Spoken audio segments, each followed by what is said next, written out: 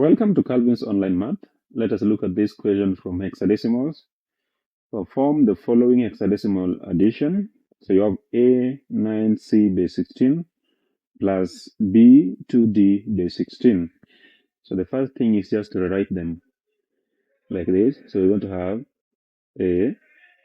A9C, and then we add that to B2D. So remember, it is an addition. So let us look at the first step.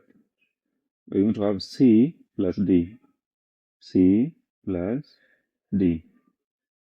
So this means C, according to hexadecimal, C stands for 12. So we have 12 plus D, and D represents 13. So we have 12 plus 13, which is just 25. So for us to convert this to hexadecimal, we just divide it by 16. So we divide that by 16.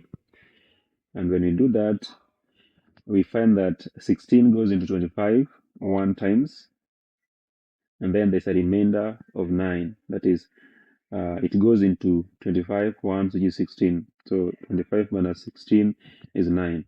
So there's a remainder 9. So it means the hexadecimal value is 19. So what you do, you write 9, and then you carry 1.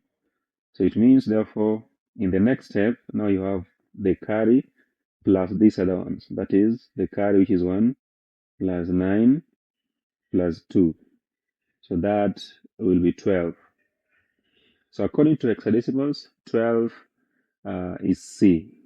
So just write this as C. So it means you have C there. Then the next one is just A plus B. Remember, this time round, do not have a carry. So you just start from A plus B.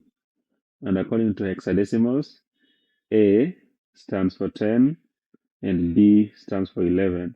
So we have 21. But remember, 21 is a decimal number. So we divide it by the base, that is 16, to get the corresponding hexadecimal value. So 16 into 21, one time, and there's a remainder of 5.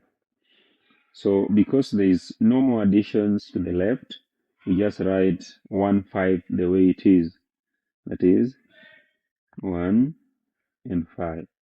So it therefore means that if you take a 9C base 16 plus B2D base 16, you get this, that is 1, 5, C, 9 base 16.